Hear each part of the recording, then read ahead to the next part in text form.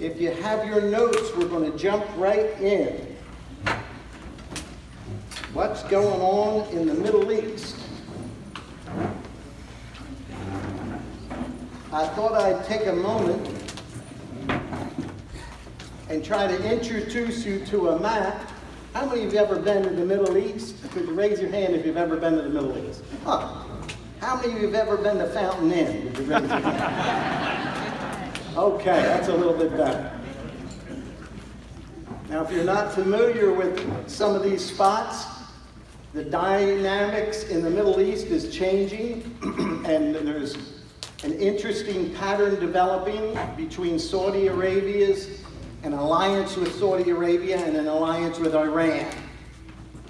This map describes a little bit about some of those fights that are going on.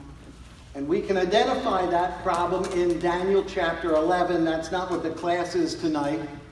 But it is interesting to me what's going on there. This is a map of Israel. If you're unfamiliar with Israel, let's identify a couple things real quick. Now you got to turn your chairs and get comfortable looking up here at our slides tonight. We've got 322 to show you. I'm kidding, folks. I'm kidding. Relax. All right. What is in red on this map? Can anybody tell me what's in red? Egypt. What's in red is what Israel conquered in the 67 Six-Day War. I always look at the Six-Day War like the 6 days of creation. God completed the whole world in 6 days. After Israel became a country, in 6 days he got everything back that they needed. And now they can rest, and that's what they're going to get. Did you follow that? You've got to follow. You're not with me already. That was the first point I made. Just Golan Heights up top, the West Bank, Gaza Strip, and the Sinai Peninsula. Egypt would be over here to my left in the brown. Israel ended up giving back the entire Sinai Peninsula to Egypt. They ended up giving Gaza to the Palestinians. Now Trump says the Golan belonged to Israel, and the battle is still up for the West Bank. In your notes, if you take a moment to look at those, let's just jump into those 4 dates real quick. We're going to move fairly quick here. 1948, when Israel became a nation. Really, I should have also put in there 1967, when they unified Jerusalem. Why is 2001 important? Anybody know? That gave a rebirth to radical Islam and woke radical Islam up.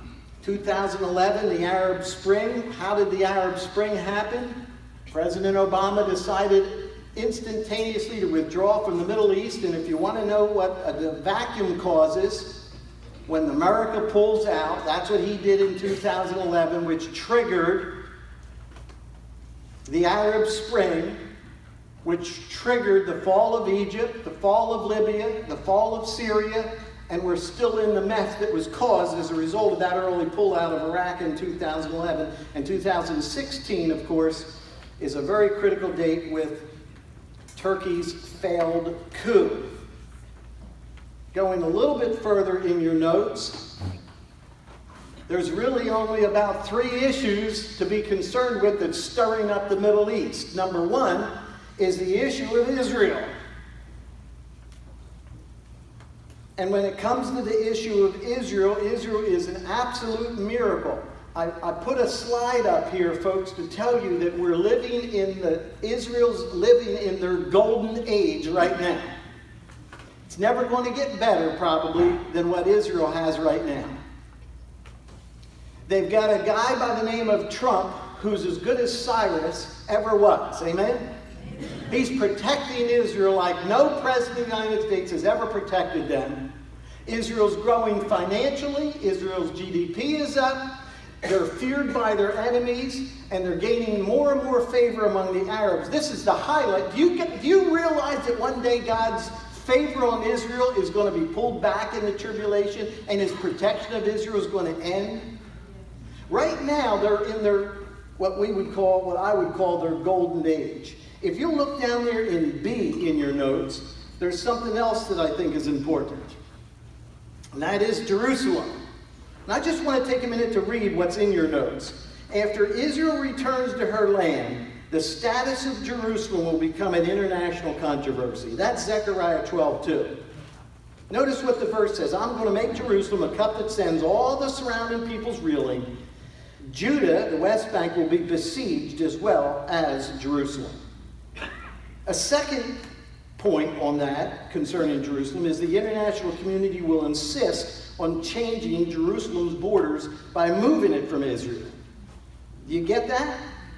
Zechariah 12 and verse 3. When the nations are gathered against her, I'll make Jerusalem an immovable rock. All who try to move it will injure themselves. Now, they're not trying to move the city. They're trying to give the ownership of Jerusalem to someplace else.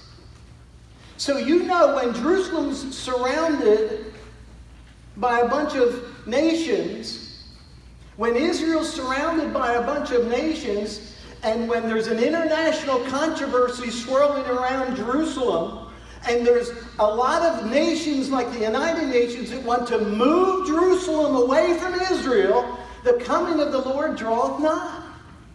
Those are signs of the second coming. Now let's just see if Jerusalem is under siege. Would you look at the map? Would you look at the map, please, up on the screen? And would you find where the crosshairs is? What's in the crosshairs? Jerusalem. All right. How many of you think Jerusalem may be surrounded? All right. Can everybody see that? I want you to see that, and I want you to get a realistic picture. Now, Satan's not using the Mennonites. Satan's not using the Catholics or the Baptists to come against Israel. Satan's end-time army in the end times is who? Well, I say this. Blind Bartimaeus can see that Islam is the problem in the end times. So what are we saying? We're saying the problem with the Middle East right now is Israel's back in the land and Jerusalem's there. And one more thing in your notes, if you go to C on page 3, Israel is going to be surrounded. You can see the verses that I put there, and then at the bottom of C, and I know I'm moving quick, you can see the nations in Bible prophecy. Turkey, Iran, Persia, Iraq, Gaza, Libya, Ethiopia, Egypt, Jordan, Saudi Arabia, Syria. Those are all the nations mentioned in Bible prophecy. Could you tell me something? What do all of those nations, which are the only nations mentioned in the scripture concerning end-time prophecy and concerning the nations that Jesus is going to punish when he returns? There's the list. America's not on that list. Did you notice that? China's not on that list. Russia's not on that list. What do all of those nations have in common? Every one of the nations in Scripture in the end times mentioned that has anything to do with prophecy and anything to do in relation to Israel and anything to do with Christ judging them when he returns at his second coming has to do with Muslims that are Islamic Muslim nations today. Until you get that paradigm that in Daniel and Revelation, that's the end time paradigm and enemy that the scripture talks about. Now I'm going to do a kind of a shotgun approach for the next 10 minutes, okay? 15 minutes maybe. A bunch of unrelated topics of the end times. I always give my Ramadan Bamathon score at the end of Ramadan. This year it wasn't too bad. The Religion of Peace managed to mount up only 861 kills during Ramadan out of 173 attacks.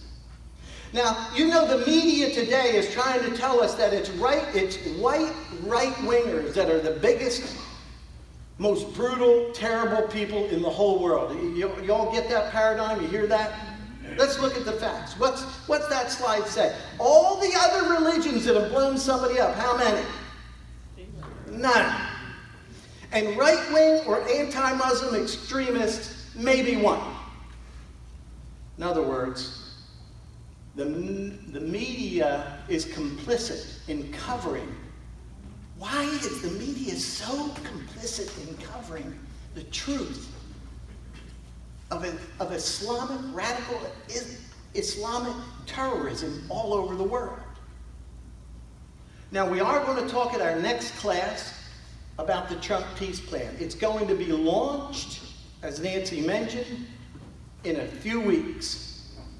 And only the economic piece is going to be launched in a few weeks. It's going to be launched in Bahrain, which in and of itself is very interesting. Bahrain is a pro-U.S., sort of an ally even of Israel.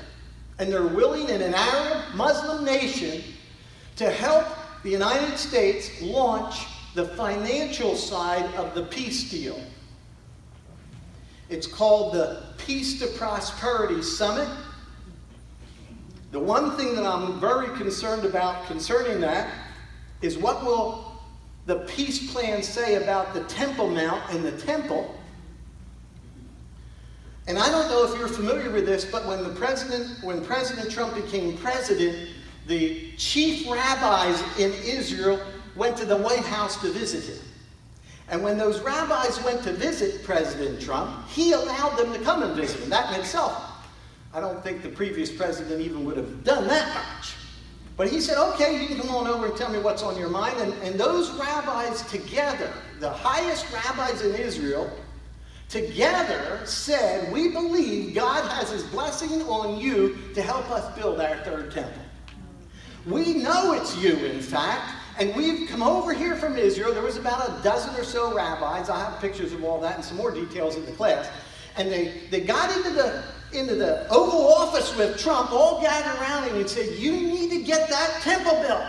Folks, in Israel today, there is a slight religious movement starting to take place that's exciting to me, that Israel's shifting they've been secular for 70 years, but there's a religious emphasis coming into Israel right now, and it's moving in the right direction. It's going to be interesting to see that. One thing about that peace plan that I always mention out of 1 Thessalonians 5 and verse 3 that you need to remember. When they say peace and security, then sudden destruction will come upon them like travail upon a woman. And the primary two words in the peace agreement always is peace and security. If you'll look at Prime Minister Netanyahu, he's holding a conference. And what's the conference called? Peace and security. 1 Thessalonians, when they say peace and security, then sudden destruction will come upon. When the Palestinians say we need security, we need peace, and when Israel says we need security, we need walls, we got to be safe. And when that's in the deal, we're getting closer and closer. Now, I warned you about my shotgun approach during this 15-minute segment, so are you with me tonight? Yep. Now, Israel just went through an interesting election. Prime Minister Netanyahu received enough votes. In Israel, there aren't two parties like Republican and Democrats. There's at least 12. Is everybody okay tonight? There's at least 12. So nobody can get a majority in Israel when they're voted in. So what you have to do is whoever gets the most votes, that can then put together a couple other of those groups and get 61 votes, becomes prime minister. 61 because there's 120 in the Knesset. So every time there's a vote in Israel, whoever gets the most votes and can cobble together 61 from gathering the others, and Netanyahu went, something he hadn't done. He went to the religious rabbis and to the right-wing parties, which again is very interesting to me, and he cobbled together 60 votes, and he needed 61 for a majority. So he went to his buddy, who had 5 Knesset seats, but his buddy wouldn't budge on giving that right-wing religious groups, they didn't there was a law that was being passed in the Knesset that, you know, in Israel, everybody that turns 18 has to go in the military, male and female. There's no exceptions, except there was a law allowing right-wing Orthodox Jews who were rabbis and ministerial, they didn't have to do it. And Netanyahu said, yeah, I don't think these guys should do that. They can stay out. And his buddy that had these 5 seats said, oh, no, they got to serve too. And he wouldn't budge. And the only thing left to do was disband the Knesset completely and go back and start over again for elections. In September, they're going to have elections. You think the American system is a little... How would you like to go through a presidential election and have to do it 4 months later? Wouldn't that be fun?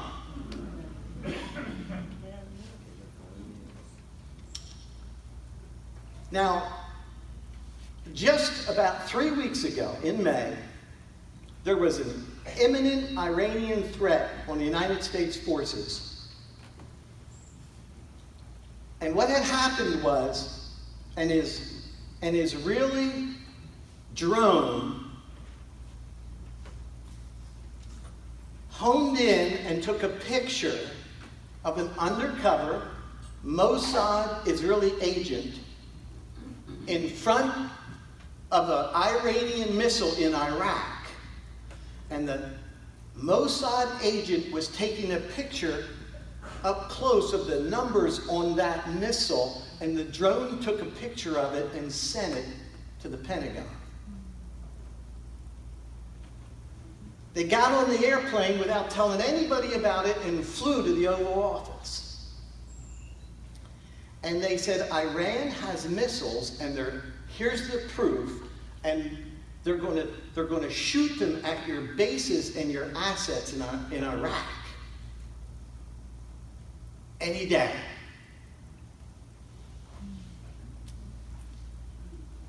Well, President Trump moved. You can remember what happened. Everybody's thinking, why are we doing that? So he sent the USS Abraham Lincoln, an aircraft strike. He even sent some B-52, some nuclear-capable threats. You back that up 1 minute there. And thankfully, it was averted. And we're going to explain this a little bit more. Iran is in deep financial trouble right now. They're getting desperate. Their backs are against the wall. Oops. So at about the same time, Iran's tried to lob a few missiles into Israel. How many of you think it's a good thing to throw a missile at Israel? So Israel took this brand new missile they have called the Rampage missile. They deployed those supersonic missiles, and last weekend, twice, blew up several installations in Syria of Iran. Now, we've been talking about this problem ever since the Syrian civil war broke out. Ever since the Syrian civil war broke out, Satan's primary goal was for Iran to take control of Iraq and Syria and Lebanon and have a path all the way to the Mediterranean and have bases there for the Battle of Armageddon. That's exactly what's happening. I don't care who denies it or who says it, that's the fact. Israel knows this much, that they can't allow Iran in Syria. And so it's hard for you to see this, but they whacked a Syrian armed forces artillery and another one, armed forces down here. And at the end of the day, the Mossad chief warned that Iran is taking over the Middle East. In the vacuum of ISIS, what's happening is Iran's building bridges, highways, military installations. They're pouring missiles. Israel can't keep up with what's going on concerning Iran and all the shenanigans in Syria.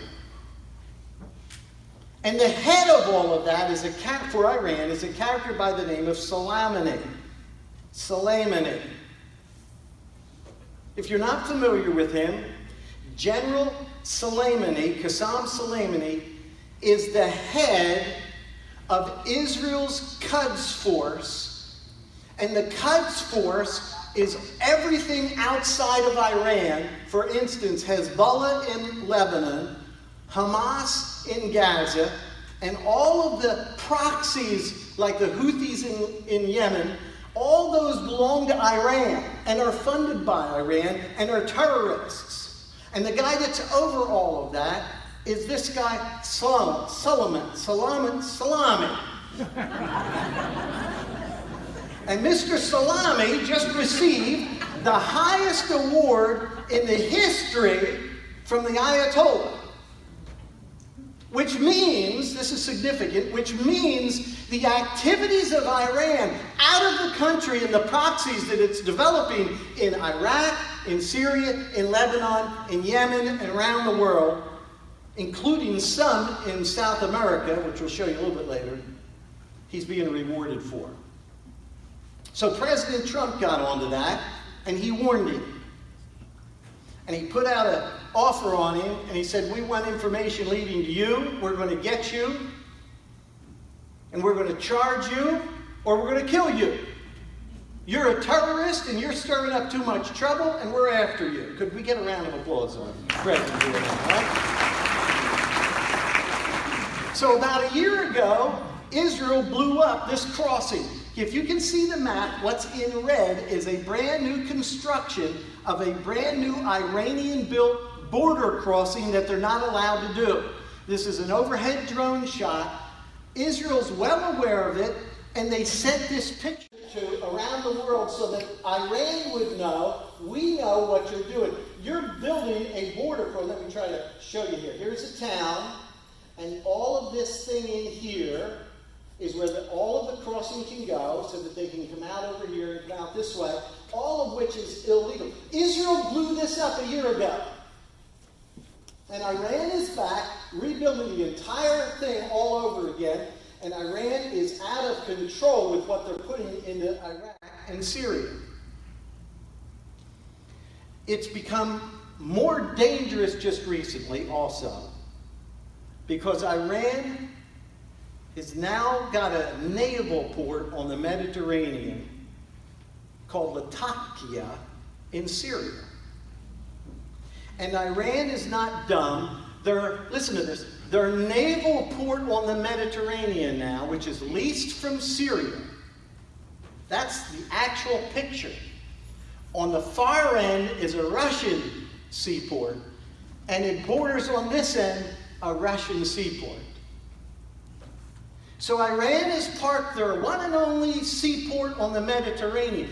They've now gone down to Damascus, and they're talking about railway from Tehran to Latakia.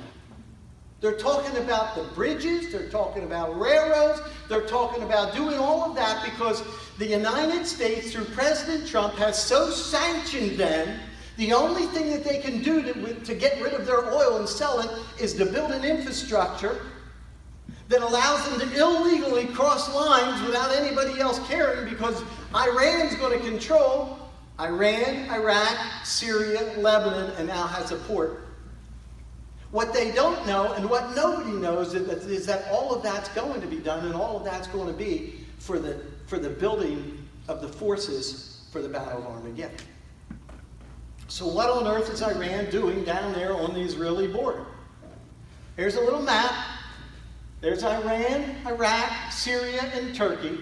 And when we read, I'm not going to get into all of this right now, but Revelation 13:2 describes an Antichrist empire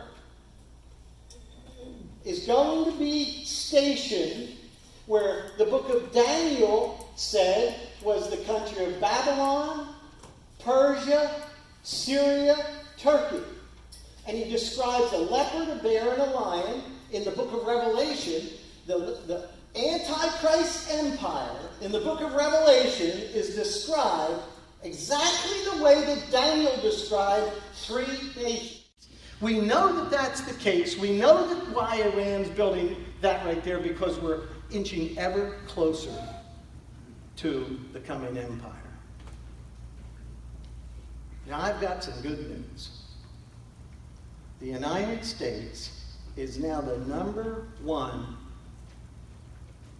producer of oil in the world. Yes.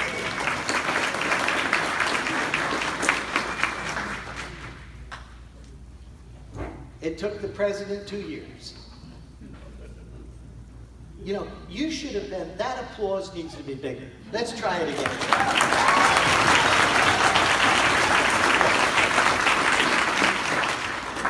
Keystone Pipeline, drilling, we are ahead of Saudi Arabia in oil production. We are ahead of Russia in oil production. We are doing so much production right now in this country that all of OPEC produces 50 million barrels a day. All of the 27 oil-producing nations, the big guns, they produce 50 million barrels a day. America's producing between 13 and 14 million barrels a day. We are producing a little bit more than 33% of all of OPEC a day. And that's bad news for the rest of the world right now because it's driving oil prices down because we're in control, not OPEC. And it's killing Iran and Libya and Venezuela and Russia and Turkey. And I love it. All right? Now, something else strategically is very important that's going on in the Middle East. Israel, Greece, and Cyprus have finally inked the East Mediterranean pipeline deal. And you can see on the map, Israel has struck oil, massive deposits of oil and gas out in the Mediterranean in several different locations, the Tamar location and the Leviathan location. Huge deposits. And they've decided to build a pipeline over to Greece, and Greece says that's good news. Turkey hates it because right here is Cyprus and Turkey seems to think they own that half of Cyprus right there, illegally have taken it for years, and they call it Cyprus Turkey right there. Greece owns that portion of Cyprus, and we're about ready to go into a major war zone here because little Israel, who's discovered massive deposits of oil in the Mediterranean, have made a deal to bring all of their gas and oil over to this Cyprus, over to Greece, and over to Italy. And right now, who are the main producers of all of that for Europe? It's Russia. And so, it's so critical that this thing goes through. President Trump decided, when you guys ink that deal, I want Mike Pompeo to go over there and get in on that and take his picture. I want the rest of the world to know America is backing this particular deal. Did you get that?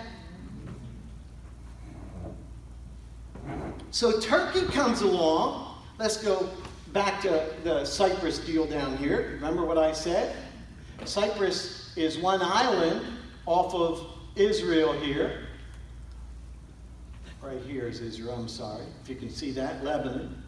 These are the coastlines of where the Mediterranean drilling belongs. And this area right here belongs to Israel. The Tamar and Leviathan are Israel's two biggest oil wells. This little line is a disputed line between Israel and Lebanon.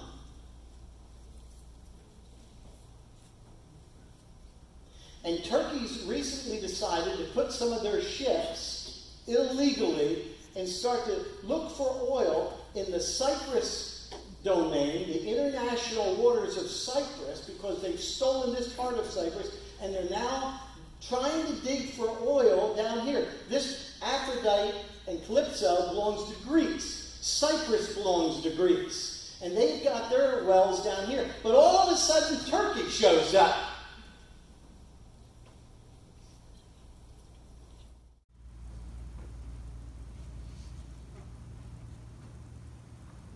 And the United States and even the EU has warned Turkey now, you got to get out of the Mediterranean. You're illegally digging for oil in the Mediterranean. You have no international rights in the Mediterranean.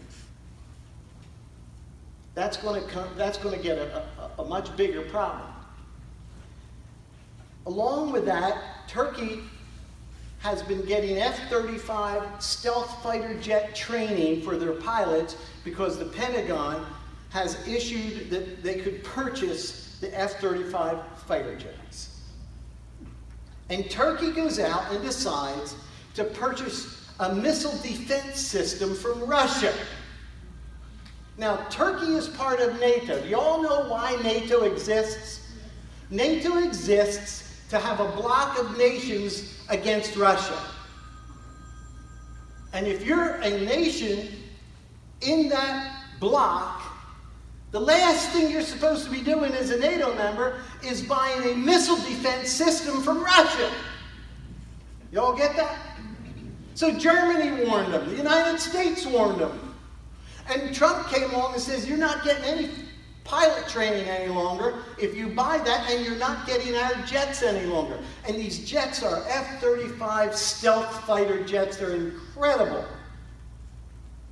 And so, Trump has now given Turkey till the end of July to take every one of the people out of the United States. They're in that pilot training program because Erdogan has decided to go along with the Russian S-400 missile defense system, which means sooner or later we're going to find Turkey being kicked out of NATO, and when that happens, they're going to be free to go join with any Arab country and form any empire that they want to. Right now, they're constrained to do some of that being in NATO.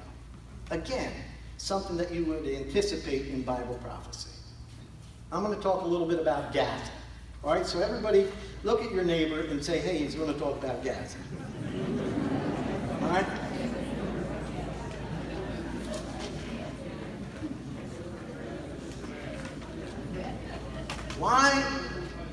Why is Israel constantly getting bombed? I'm going to give you the backstory. First of all, you're familiar with the problem with Gaza. We go through this about every 3 or 4 years. There's a massive amount of rockets thrown into Israel.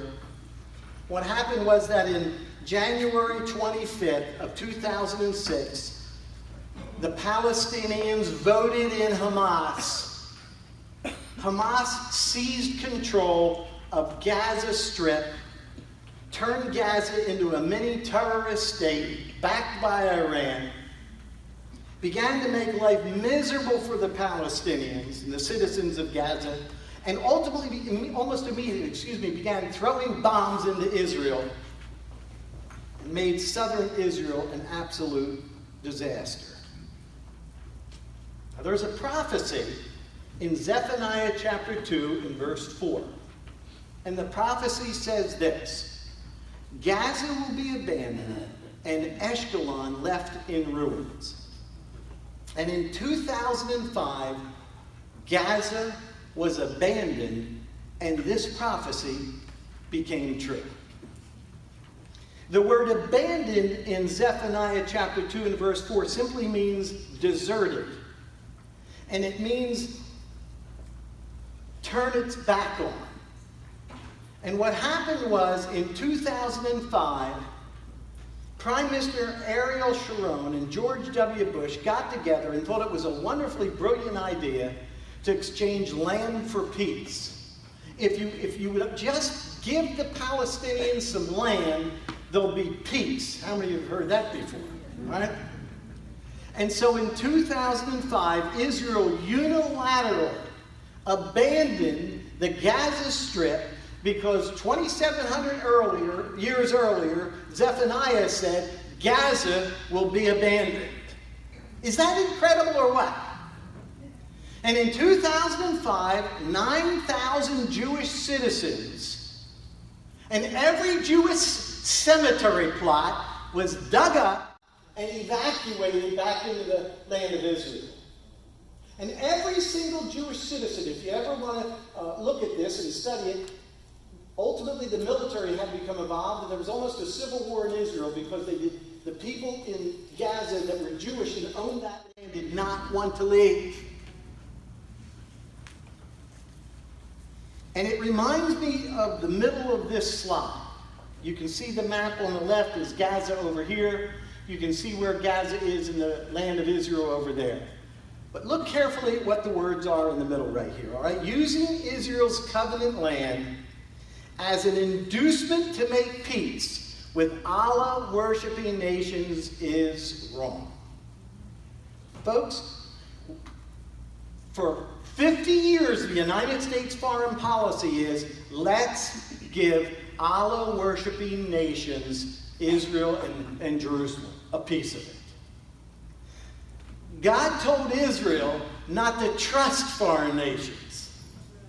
Imagine Joshua going in to conquer the promised land, turning around and saying, you know, you Canaanites aren't too bad. Why don't we split with you? And in fact, we'll even give you half the capital of Jerusalem. How would that have gone over?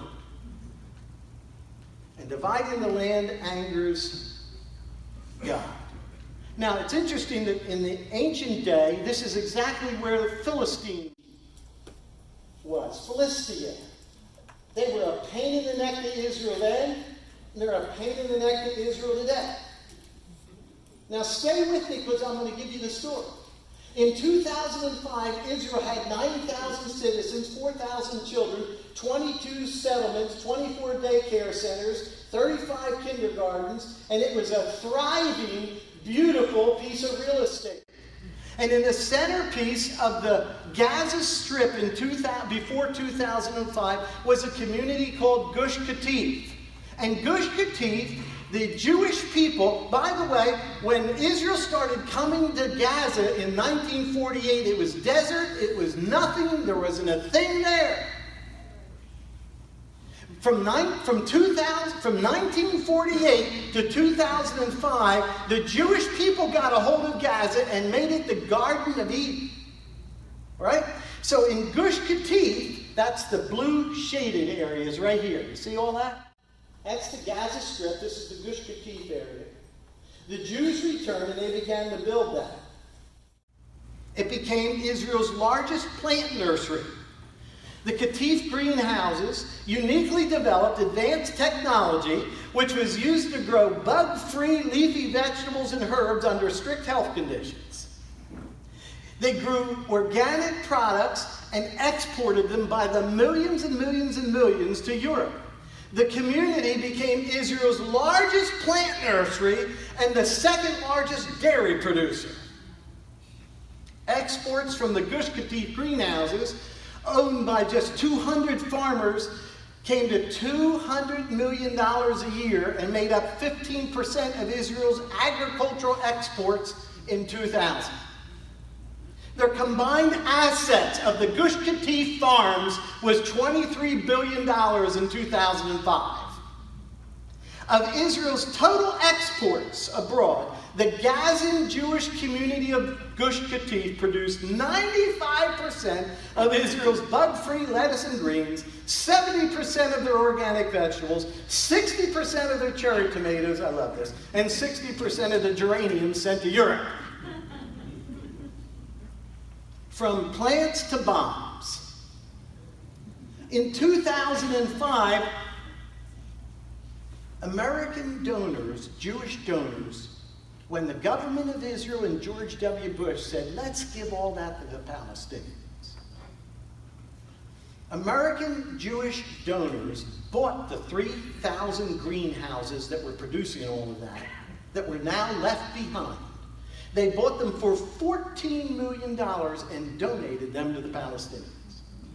Former World Bank President James Wolfensohn brokered the deal, personally put up $500,000 of his own cash for the greenhouses of Gush Katif to belong to the Palestinians in good faith. Within days, you can get online and look at the pictures. Gush Katif was looted, the greenhouses were destroyed, they walked off with the irrigation hoses, the water pumps, and the plastic sheeting, and immediately began constructing launching pads on the greenhouse concrete of the Gush Katif greenhouses for rockets. On the left are some of the previous Gush Katif. They look like houses, but that was how they were growing in those. And you can see what happened shortly thereafter. In 2005, Gaza maintained a GDP of 8.6. In 2016, under Hamas rule, Gaza's GDP is minus 0.8%. Remember how plush the Gush Katif place was? Look at the plush Palestinian rule under Hamas. On top of that, recently, in 2014, Israel discovered 18 terror tunnels, and Israel determined that it required 800,000 tons of concrete, more than 7 times the amount required to build the world's tallest tower in Dubai. Should I run that by you again? They built tunnels that go from Gaza, not directly into Israel, down into Egypt, all the way along here and over here, and pop up over here so they can kill a Jew. Because remember, Palestinians, the way it operates, if you kill a Jew, you get a salary for the rest of your life. Your family's taken care of. So they have an incentive built into the Palestinians for that purposes. So Israel said, we better do something about this. They're now constructed the world's longest concrete wall. They've put a wall all the way around poor Gaza. They not only have put a wall all the way around poor Gaza, but the wall goes underground to an undisclosed level. We don't know if it's 50 feet or 2 miles. Israel's wall goes all the way down there so they can stop the tunnels, and then they put a wall about 20-some feet on top of that all the way up, and the entirety of Gaza is now surrounded. Now, what I didn't tell you is not only did they take the greenhouses and make rocket platforms out of the greenhouses, but they immediately set fire of the 17 synagogues in Gaza. And so what should have been done was they should have at least kept them for teaching or kindergartens or schools or something. But what did the Palestinians do when they get anything free? They burn them down. This is an actual picture on the right of the Megiddo synagogue. You can see the flag wavers up on the top of the synagogue while it's burning. From exporting geraniums to exporting terror. And what's a recap of that story? And I'm not done. The recap is swapping land for peace doesn't work. Let's say swapping land for peace doesn't work. They took the greenhouses that were exporting fruit and flowers. They became concrete pads. They took the seminary headstones and made them into urinals. And they took the synagogues and destroyed them or turned them into military barracks. So the next time you hear, stop Israel's attacks on Gaza. How many of you have ever watched CNN and it says, oh, Israel is again, look, end the occupation, end the siege, free Palestine. This is after Israel gave them the land. The world's still crying out, end the siege, and free the Palestinians. Don't buy it. Stop the massacre. And see, everybody in Europe will see stuff like this. The people in America, CNN will play stuff like that. Gaza, stop all those terrible Jews, those wicked, evil Jews. What we need to know about Gaza is that Hamas, who now has control, has a platform, and their platform is that there will never be peace with Israel until Israel's destroyed. The funders for Hamas now are Iran. But Qatar also funds it, Turkey funds it, the Palestinian Authority funds it, and even the UN funds it. And the rockets continue to come in. I'm more interested in what happens in Israel. I'm very interested, I should say, in what happens with Israel. You have 15 seconds when the red alert goes off in southern Israel to get to your bomb shelter. These are literal live pictures of Jewish people in southern Israel. This happens over and over and over, and the media never bothers to show it. That's why Focus on the End Times gives you a fair and balanced approach to everything going on. I like that. Now, Israel is under what Gaza calls the March of Return riots. Over and over, Gaza is now saying we're not going to stop. Are you familiar with this, folks? What Gaza has turned to is called arson jihad. They put up a kite, light it, put a bomb on it, put some fire on it, and Israel has lost over 7,500 acres of scorched farmland. So there's the Palestinians lighting one of their balloons and up it goes. But this gets even worse. Hamas terrorists have now figured out how to put balloons onto these kites, booby-trapped with bombs, with Mickey Mouse looking dolls and little boys' planes. Here they are mixing up the brew, and if the kids go over and touch these and seek them because their parents are around, they blow up and kill them. So Hamas is literally rigging up balloons with toys on that and letting them fly so that they can land in a kindergarten and blow up some Jews. And from May, just a couple weeks ago, CNN's headline was this: Israel launches wide-scale attack against Hamas. This is after 700 rockets. Now these two winners, we have real... Notice what they said. How many more protests must be shot? Rockets must be fired and kids killed until the endless cycle of violence ends. The status quo of occupation and humanitarian crisis in Gaza. Occupation, Israel doesn't occupy Gaza. How in the world did Ilhan Omar get put on the House Foreign Affairs Committee? Did you vote for this Ilhan Omar to be on that thing? Well, let me find that out. You can't come to these classes. And I don't know if you know it, Israel is one of the most humanitarian armies that there is. They do what's called roof knocking now. What's that? Well, first they send pamphlets. Don't you love the pamphlet? We will destroy your house in 10 minutes, leave it now. Now this isn't a joke, that's literally their policy. They then call the family. When they realize that that house or that building is going to be built, Israel calls up, they drop pamphlets, they then call up and say, you got 10 minutes to get out, and then they drop a small knock bomb. It's called roof knocking. And it's a whom. It's not enough to kill, it's not enough to do anything. And you know if you get that bomb and you're in Gaza, you know you better get out fast because a larger bomb is coming. Is that incredible or what? Nobody does that.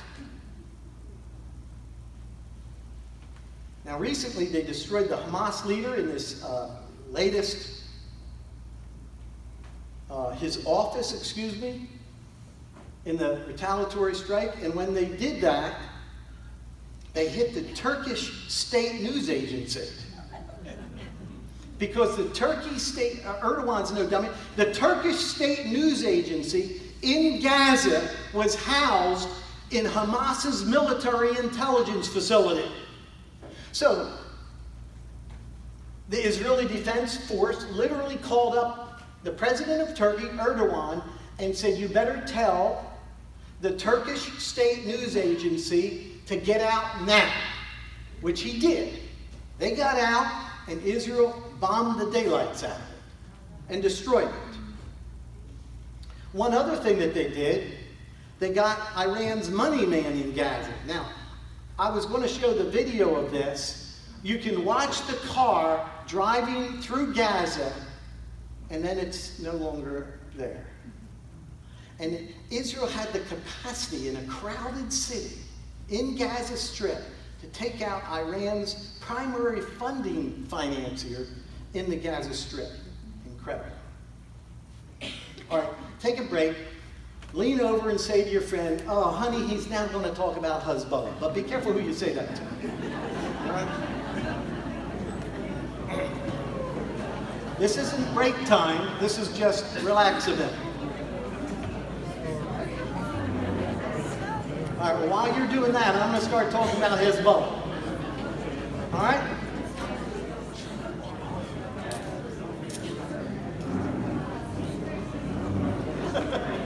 I think I lost it. This is my favorite table down here. Are you? All right, that's good. That's all I need. Okay. All right, let's get control of the facility now. If you're going to have a cup, go ahead, but I'm going to start talking. So everybody be quiet, please, okay? All right?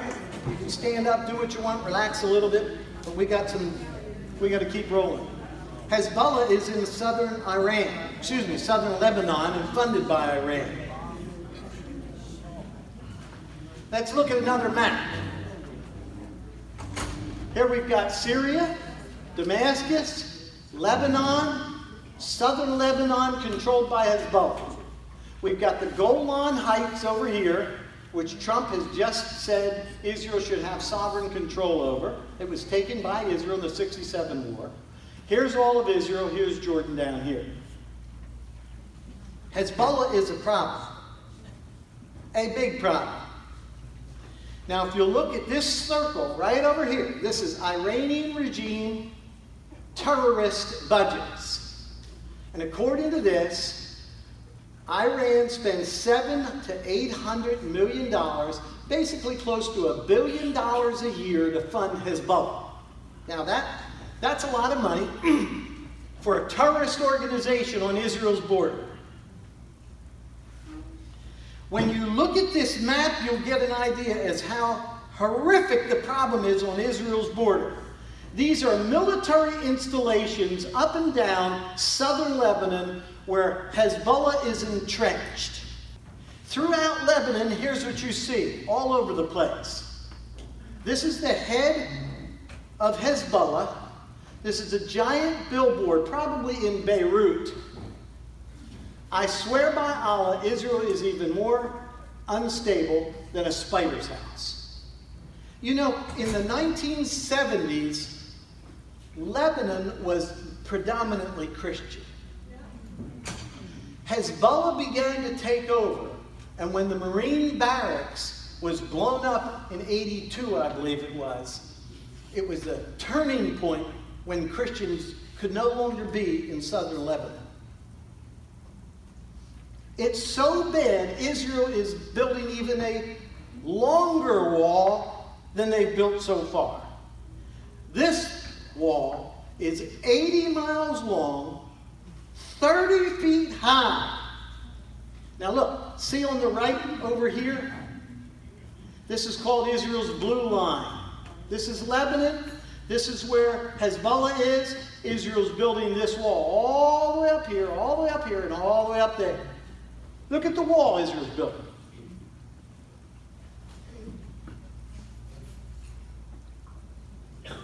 You know, it reminds me, if Israel has one of the top 10 economies in the world. If Israel didn't have to spend half its money building walls and blowing things up and fighting everybody, think of what they could do. I mean, they're doing all of what they're doing with one hand tied behind their back because of the defensive posturing that they have to continue to do. We've now determined that Hezbollah has a strong presence in Latin America. And why is that important? Because the people coming up through Latin America, up through Central America, up through Mexico, and claiming that they're looking for asylum in America, large groups of those people are terrorists funded by Iran and coming up there and are Hezbollah related. And we've caught a whole bunch of them. Yeah. It's called the tri-border area of Latin America. And you can see the map, and it's right where Brazil, Paraguay, and Argentina, it's like a no man's land there. Hezbollah has a huge foothold down there in Latin America, right on that spot. And they just recently, right there, caught Hezbollah's treasurer, or one of the larger treasurers, a guy by the name of Assad Barakat. wanted by the United States as Latin American financial operator of Hezbollah. So Iran has a proxy of Hamas in Gaza Strip. Iran has proxy of Hezbollah of $1 billion a year in Lebanon. And Hezbollah, by the way, has managed to have over 100,000 rockets aiming at Israel. Hezbollah's rocket arsenal is bigger than any rocket arsenal of any European country. And they're all on Israel's Lebanese border pointing at Israel. Now we're going to talk about the Golan Heights. Look at your friend and say, hey, he's talking about the Golan Heights now. All right? We were just here. Beautiful country. Can I get an amen? If you went to Israel and you saw it, say amen. This is your chance to shine. Israel captured that way up over here, captured that in a 6-day war. They captured the Sinai Peninsula, Gaza Strip, the West Bank, and the Golan Heights.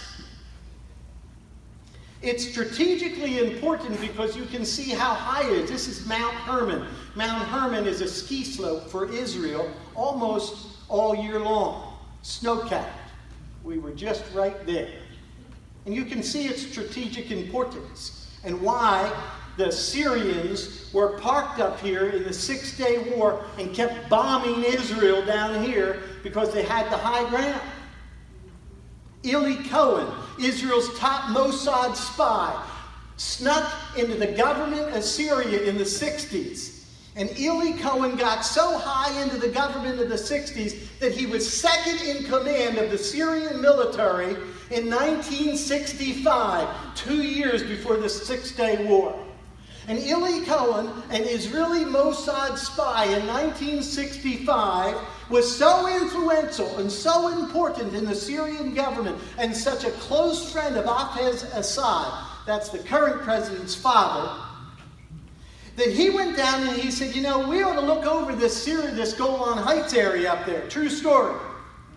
And he said, you know, we ought to put a whole bunch of our military rocket systems into the Golan Heights. He counseled the Syrians to do that. And the Syrians said, well, wait a minute, Israel's going to see that we're putting all these rockets up here. And Eli Cohen told the Syrian government, I know what to do to stop their satellites from seeing your infrastructure in the Golan Heights. Just build eucalyptus trees all around it. Plant eucalyptus trees. They'll grow so fast, they're going to grow up all around it. And nobody's going to be able to see from a satellite that. And in 1967, right before Eli Cohen was captured and hung in the square of Damascus, Eli Cohen got down and he said, bomb the eucalyptus trees. And in 6 days, Israel won the war and Eli Cohen was killed. Gave his life as a martyr for the state of Israel. To this day, they don't have.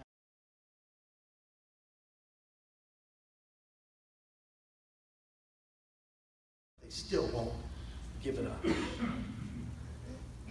Now, Trump recognized it after 52 years and says Israel should have sovereignty over it. Oh boy, did that go over good with everybody? All right?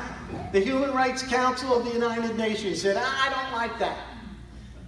Hafez Assad said, I don't like that. Turkey, Iran, and Russia, they convened an entire summit just to blame Trump for doing that and said, we don't like that. But remember Trump's goal and why he's president. Why is he president, and why do I think he's president? Because he is God's man for accelerating end-time events. And what's going to happen in the Golan Heights? If you got my blog, I'll be quick on this. The armies are going to come down from the north. 3 times it says in Ezekiel that the Battle of Armageddon comes down from the north. Here's a map showing you what has to happen for the Battle of Armageddon. Here's Turkey, Syria, Lebanon. Here's the Golan Heights. Where is Iraq and Iran and the 10-king caliphate and all those nations? How are they going to get into Israel? They're going to get into Israel through the Golan Heights. And so when the President of the United States says the Golan Heights belongs to Israel, Satan says, oh no! The demons say that Trump guy. You get it? Then they come up with this. Netanyahu says, that's such a good idea, let's make it Trump Town.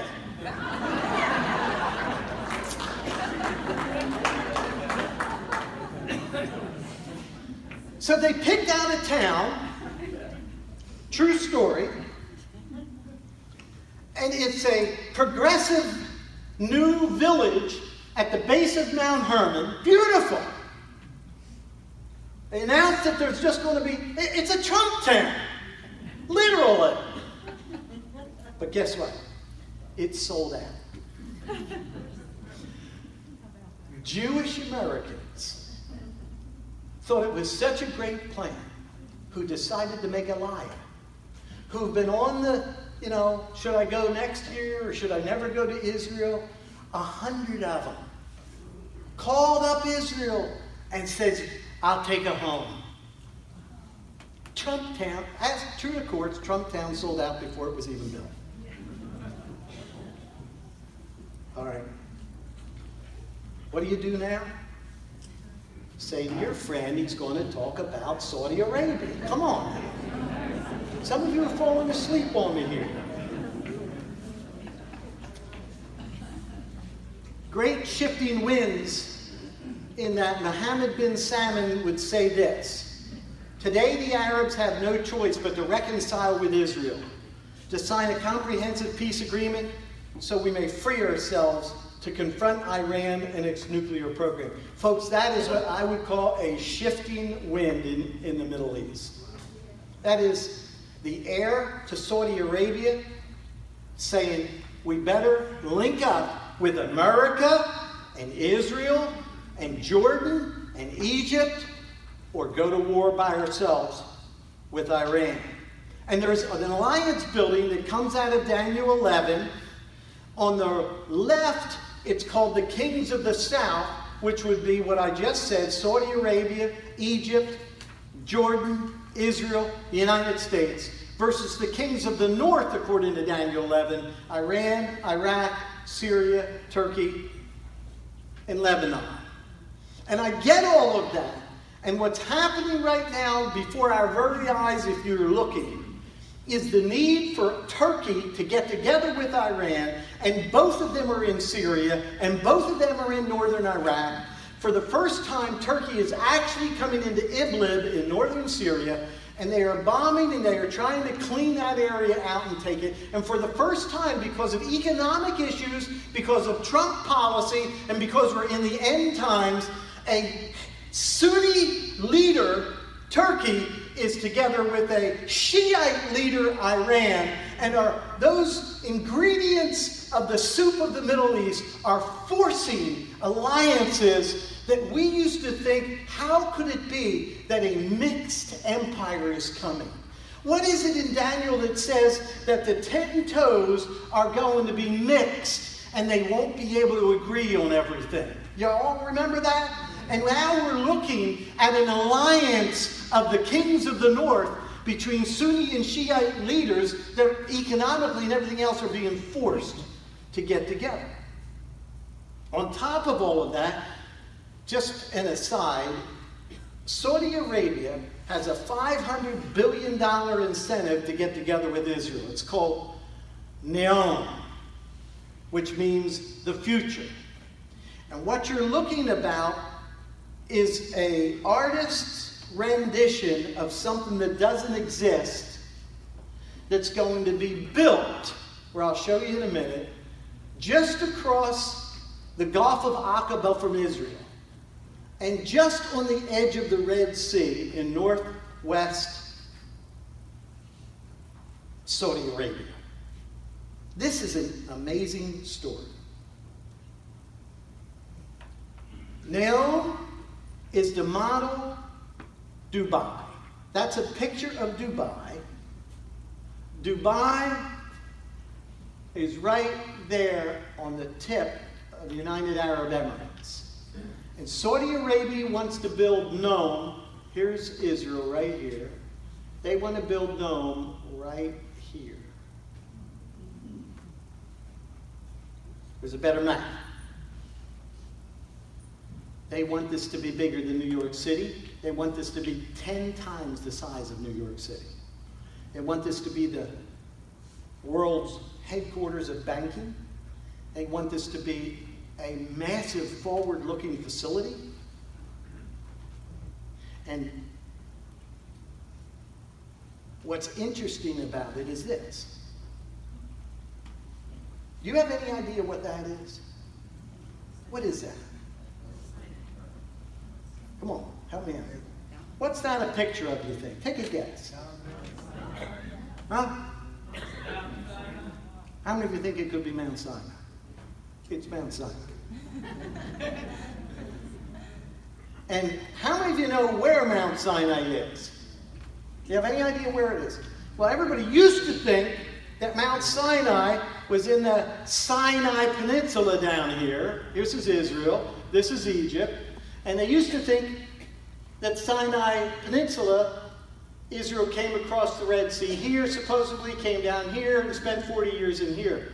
But Midian, where Jethro was, where Moses grew up, is over in Saudi Arabia.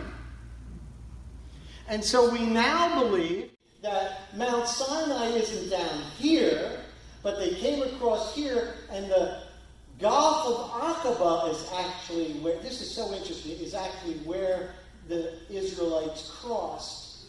And Jabal al-Luz is actually Mount Sinai right there, right where Midian was, where Moses grew up. And my friend Joel Richardson,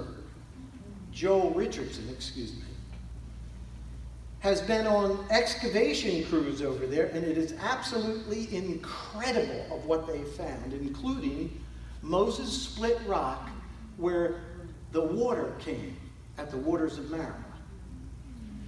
And this is undiscovered, and the reason that I'm telling you this, Saudi Arabia knows this is there, and it's in the heart of Nome, their new city, and it plans to be, for purposes of visiting and Christians wanting to go worldwide, they're anticipating right now that this possibly could be a big boom for them.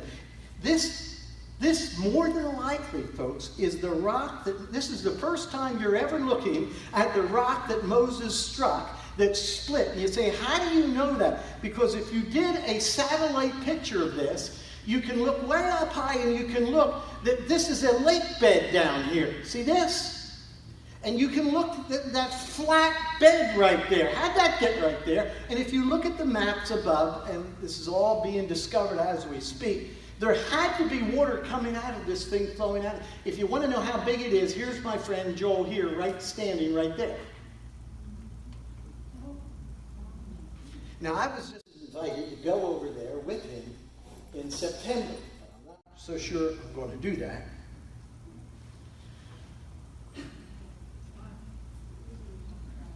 I'd like to do that, but that's a different sermon for a different time. But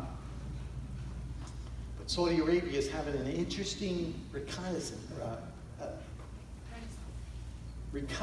coming out from what they used to be to become partners with Israel.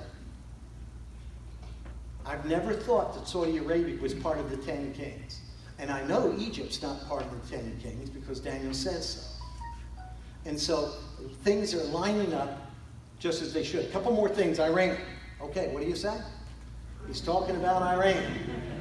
Iran, guess what? Iran is in Syria, Lebanon, Iraq, Gaza, Bahrain, Yemen, Libya, and South America. They're in Bahrain because Bahrain is run by a Shiite government.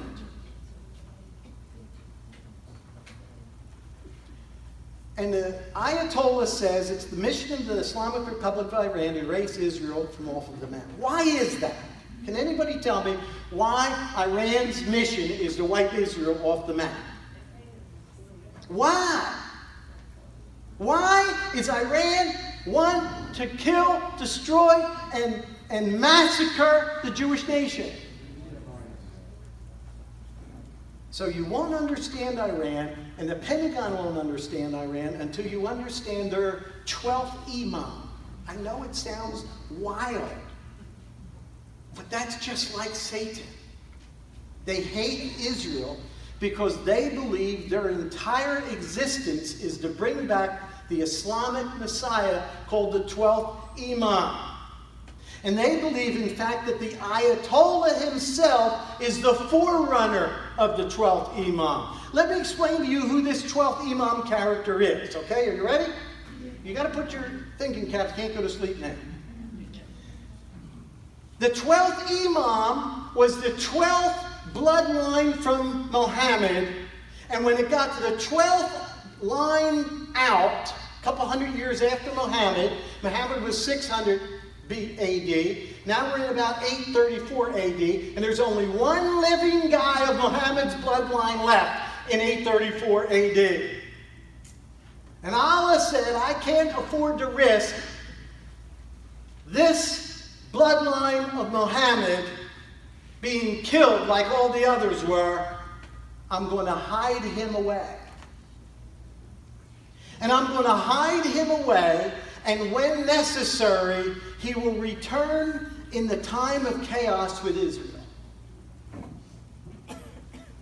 The 12th Imam simply means the 12th member bloodline of Muhammad's line, all the way out from Muhammad. It was a little boy, and supposedly he was hidden away by Allah. He was hidden away by Allah, by the way, into a well in the I'll get to this in a minute, I'll give you more information. In the Jamkaran well, in the Jamkaran Mosque in Qom, Iran, where Iran's first nuclear facility was built behind the Jamkaran Mosque to be able to support the 12th Imam when he shows up and comes out of the well. You say, where'd this crazy stuff come from? It comes from 2 Chronicles 22 and verse 11. The satanic concept was lifted, as everything in Islam is lifted out of the Bible and twisted, because in 2 Chronicles 22:11 it says this, but Ahaziah's sister, Jehosheba, the daughter of King Jehoram, took Ahaziah's infant son Joash, stole him away from among the rest of the king's children who were about to be killed. She put Joash and a nurse in the bedroom in the temple so that Athaliah could not murder him. The last bloodline of King David, sweet Jezebel, killed them all. And Jezebel's daughter Athaliah was about to finish the deal. Jezebel was a pagan Baal worshiper, was killing off the Davidic line of David, who, by the way, the Son of God, had to come through. Are you with me? And Athaliah's daughter grabbed a hold in the melee of the murders in the temple, grabbed a hold of a little baby boy, grabbed him, and took him back into the temple with a nurse and hid him away for about 5 to 7 years. 7 years later, the high priest goes into the temple, brings the little boy out, and makes him king. And the bloodline was saved by one person hiding away this little bloodline of the line of King David. And Satan said, I like that story. I can do better. This is Qom. That is the Jamkaran Mosque. And if you don't understand what I'm telling you, you will never get Iran. These are the Shiite pilgrims at the Jamkaran Mosque, just like the Sunni pilgrims go to Mecca.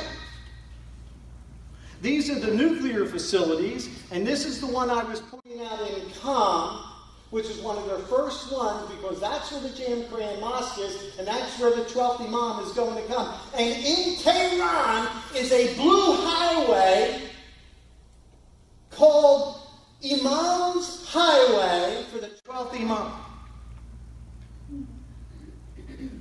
So Iran's hatred for Israel is the heart of their military strategy, because that's the heart of their theology and the purpose. All that they spend and all this money, Hamas on the western border of Israel, Hezbollah on the northern border of Israel, and all the activities and proxies that's going on is for one reason and one reason only: for Satan to destroy the nation of Israel. And we've got a president that says the Iranian regime is the leading state sponsor of terror. It exports dangerous missiles, fuels conflicts across the Middle East, and supports terrorist proxies. You might not like it, but that's the first guy that's ever came out as the President of the United States and says, Iran, you are nothing but trouble and we're not going to tolerate it. Let's give him a little round of applause. All right, I'm going to try to wrap up this section as fast as I can, and we're going to talk about Trump foreign policy, the war of sanctions. Nobody has been smart enough as a president of the United States up until now to use financially sanctioning people, states, and terrorist states and governments like what's happening in the United States right now. You and I do not have the slightest grasp of the horrific success story of the sanction war of the 45th president of the United States. It's wreaking more havoc and setting back the haters of Israel more than any actual war you could possibly have. And I will just give you a couple pieces of it. In 2017, Trump passed the Countering America's Adversaries Through Sanctions Act. It's called CAATSA. Everybody say, CAATSA. Yeah, just when you go around to church on Sunday, talk to people, what do you think of CAATSA? Your friends will say, well, where does he live? I don't know. This CAATSA guy, right? So CAATSA this, CAATSA that. President Trump passed an act that could knock out the energy, banking, shipping, gold, silver, oil, gas, you name it. It is crushing Iran. Yeah. At their peak, Iran was producing 3 million barrels per day. They're now less than 500,000 barrels per day. Trump's sanctions, can you see down there what that says down there? That's about not even 500 million.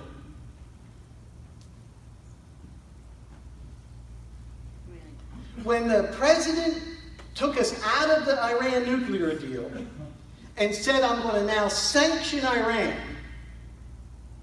he gave 8 countries a break that could still buy oil. Those 8 countries were China, India, South Korea, Japan, Italy, Greece, Taiwan, and Turkey.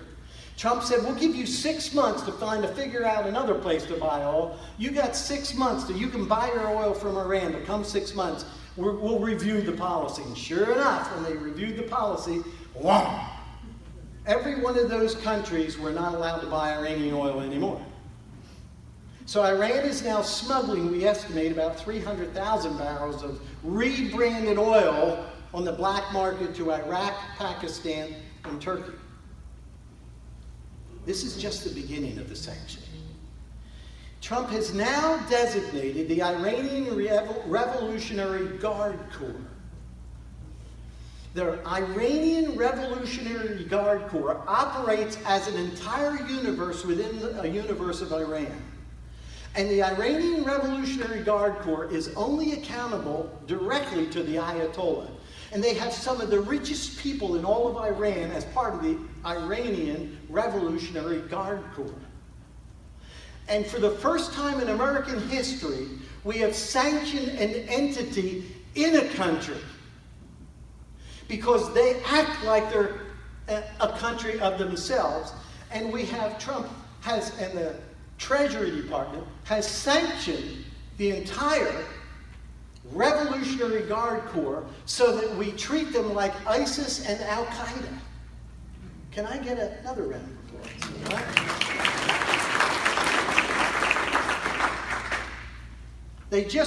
Trump said, that's not enough. We need to sanction the petrochemical companies. And they sanctioned the largest, most successful funder of terrorism that Trump has outside of what I've already explained. The main financing source of Iran's Revolutionary Guard is the petrochemical group with its 39 subsidiaries and foreign sales agents all over selling petroleum products around the world that belong to Iran. And we have now sanctioned them. In addition, we've sanctioned Hezbollah.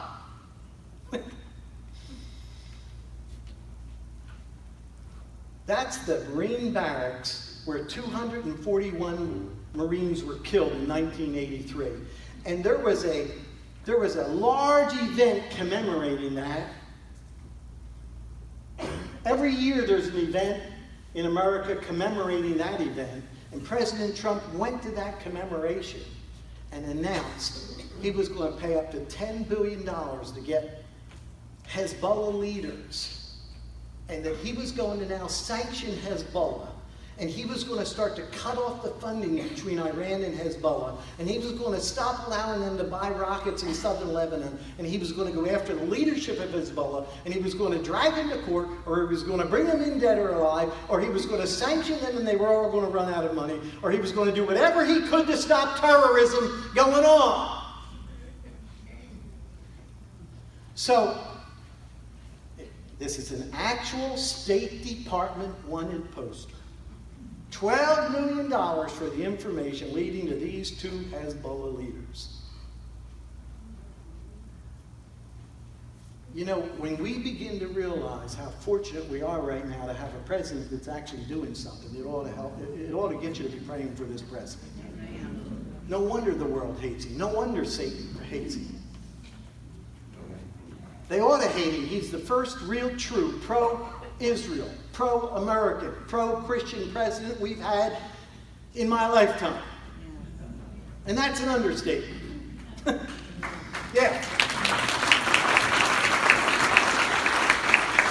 All right, so last but not least,